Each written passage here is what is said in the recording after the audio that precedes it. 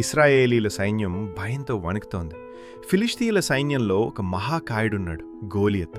అతని ఎత్తు దాదాపు 9 అడుగులు, చేతిలో భారీ కవచం. ప్రతిరోజు ఉదయం వచ్చి ఇలా సవాల్ చేసేవాడు, మీలో ఎవడైనా నన్ను గెలిస్తే మేమంతా మీ సేవకులం. కానీ ఎవ్వరూ ముందుకు రావడానికి ధైర్యం చేయలేదు. అప్పుడు చిన్న బాలుడు డేవిడ్ అక్కడికి వస్తాడు. అతను సైనికుడు కాదు, ఒక గొర్రెల కాపరి మాత్రమే. కానీ అతనికున్నది దేవునిపై గొప్ప విశ్వాసం.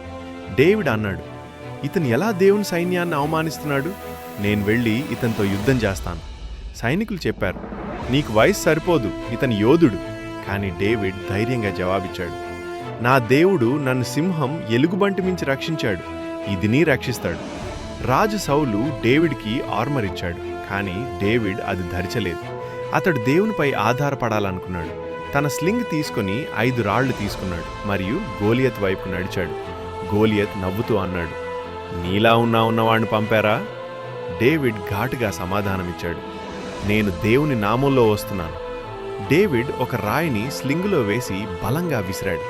ఆ రాయి గోలియత్ నుదుటి మధ్య తగిలి అతను నేలపై పడిపోయాడు. చాలామందికి ఇది అసాధ్యం అనిపించింది, కానీ దేవుడితో ఉన్నవాడికి అసాధ్యం ఏదీ లేదు.